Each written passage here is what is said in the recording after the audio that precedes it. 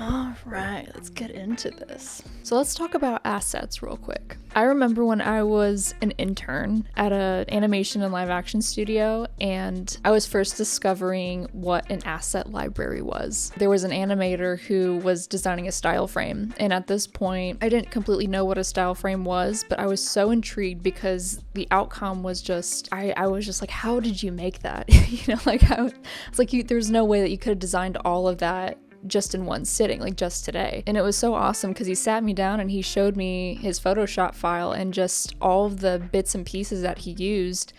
And it was just different textures and assets from here and from there, and it was just sitting on his hard drive. And I was like, of course, that's how that happened. That makes total sense. But that's kind of the whole point of assets. It's supposed to make your job easier, it's supposed to save you time, and it's supposed to add a whole other, no pun intended, layer to your work that you couldn't do yourself completely. And so today I'm going to be going through my personal 6 favorite websites that I get my textures from. And this kind of ranges from free stuff to spending a little bit of money. Behance.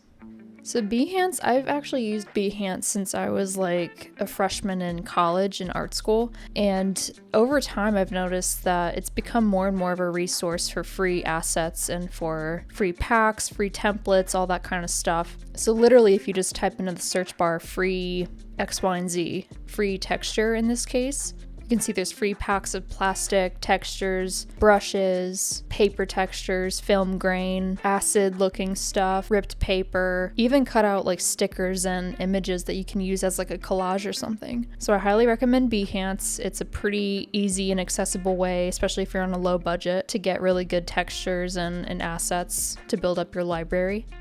Youworkforthem. Youworkforthem.com is a site that I've used for quite a while now, simply because it is kind of one of those one-stop shops where they have a little bit of everything, where they have fonts, textures, templates, free images, videos even, brushes, all kinds of stuff. There's a lot of cool things here that like you wouldn't really expect, and stuff that's definitely on trend and definitely very updated. Blackmarket. Blackmarket is kind of indicative to its name in a really cool way, that it's pretty edgy and it's darker, and it's definitely consisting of some assets that you wouldn't really expect. They're definitely more on the scale of like more grittier, darker, very distorted and grungy kind of design, which I really love. But they tend to have some really cool mock-ups and random items and images that you couldn't really easily find anywhere else either. And Blackmarket also has a whole tab of just free assets that you can download right away. True Grit Texture Supply.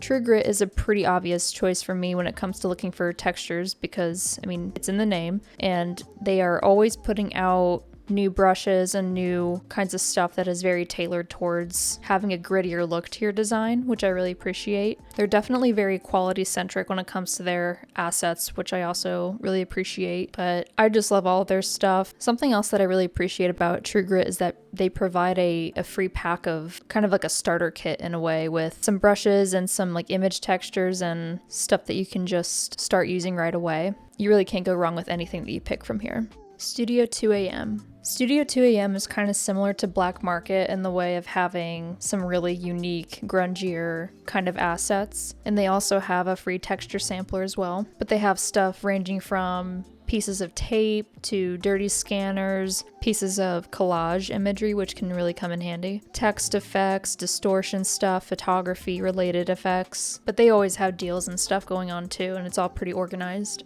Retro Supply Company. I've been using Retro Supply Company for quite a while now, more specifically for my retro-related designs, obviously. But they do a really good job of making really high-quality assets for pretty much anything that you can think of. They do a really good job of putting bundles together, and that includes brushes and textures and Procreate things, and typically, too, they add a lot of bonus stuff. One of my favorite parts about Retro Supply is that you can shop by category, so whatever program you use the most, for me it'd be Procreate and Photoshop, and you can just shop via category like that. Right now, one of my favorites is the the phantom paper for Photoshop. You can kind of think of Retro Supply as like having textures for any kind of surface to kind of give it that physical look. And they also have a free pack as well. All you have to do is just type in your email. And I'm pretty sure that comes with some free like basic textures and some brushes as well. So obviously there's a lot more resources and assets and websites and stuff that I could list off, but those are my 6 personal favorites. Overall, if you invest in really good assets now, it'll pay for itself over time for sure. So you can listen to me or you don't have to listen to me, but for any, especially beginner designers or mid-level or whatever, if you don't have a hard drive, an external hard drive right now with an asset library, get yourself an external hard drive, a terabyte or something at least, for those meaty high-res assets. But anyway, assets are important. That's my TED Talk. Be sure to comment on your personal favorite if it's something different from the list. And let me know if there's any other video ideas that you guys want to see in the future. So thanks for watching. I hope to see you again next time.